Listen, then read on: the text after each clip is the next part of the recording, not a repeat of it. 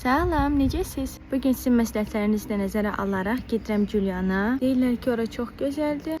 Bugün yolumuz orada. Bir də görək oralarda nə var, nə yox. İsmailinin havası o qədər gözəldir ki, külək əsir, hava sərindir. Hələ insanları o qədər hamı mehribandır ki, bugün getmişdik İvanovkaya, bir məhəlləyə girirdik və oradakı uşaq dedi ki, bu məhəllə tupikdir. Biz də dedik, bəs mənzərəni görmək istəyirik. O da dedi ki, gəlin mən sizə yolu göstərim. Bir dənə qəşəng yer var, hamı ora gedir. Biz də soruşduq ki, bəs mamangil heç nə deməzsə gəl. O dedi, yox, heç nə deməz. Oturdu maşına, bir yerdə getdik. Bizi elə gözəl yerə apardı ki, həm məlumat verdi oralar haqqında, həm dedi haraları gəzmək olar. Hətta nömrəsini də verdik ki, nəsə lazım olsa zəng eləyin. Yəni buradakı insanlar dəhşət çox mehribandır, hamı yardımsevərdir. Ona görə özümüzü heç yad hiss eləmirik. Burada elə bil əvvəldən burada yaşamışıq. Mən isə hazıram. Hadi bakalım, gedə-gedə.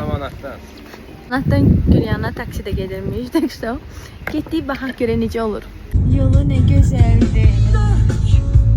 Burada çayla qarşılaşdıq. Müqüş bəy indi baxır görür, keçə biləcək ya yox. Müqüş bəy qərar verdi ki, buradan keçə bilməyəcək. Taksidə burada dayanmış. Buralar çox gözəldir. Salam hanım, burada gəzməli yerlər, burada çörək yeməyi yer.